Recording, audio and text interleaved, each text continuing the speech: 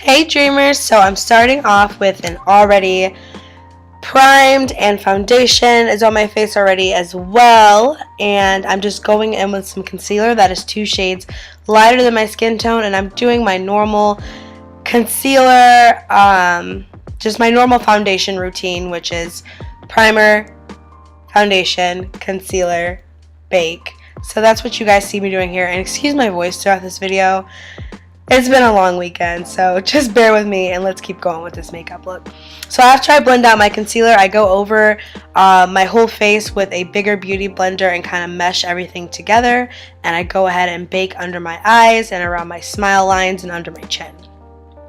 So now I'm taking my Anastasia Beverly Hills Dip Brow Pomade in the color dark brown, and I'm just starting to shape out my eyebrows. I think it's about time I do an updated eyebrow routine if you guys want to see it, but here I'm just doing my eyebrows, and after that I'm going to take some concealer on the back of my hand and a small brush and just carve out that brow for a more defined look. And this brush is actually double-sided, so I'll take the other side and blend it out.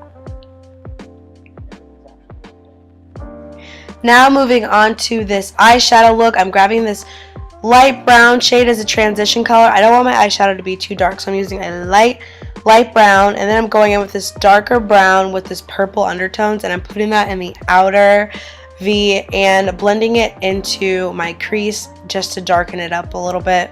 And then I'm taking a smaller compact brush and packing that on the outer V just to give it a little more depth. And then I'm taking a really tiny brush and I'm taking that dark brown eyeshadow and I'm creating a wing. Okay, I went through that really fast. And then I just put the shimmery color on my lid. You guys can follow along just by seeing what I'm doing. And then I'm going to grab that black and I'm just going to kind of outline the wing a little bit more. Doing that is the easiest way to do a winged eyeliner without risking a liquid eyeliner, so I just love that trick. It's really smoky and it's really sexy and I think it looks awesome.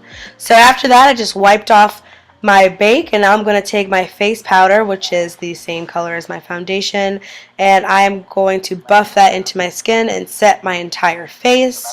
And then I'm taking a powder that's 2 shades lighter than my skin tone, and I'm going to set my under eyes. So earlier I baked, and then I use a compact press powder to set my under eyes so that it doesn't crease even throughout the day.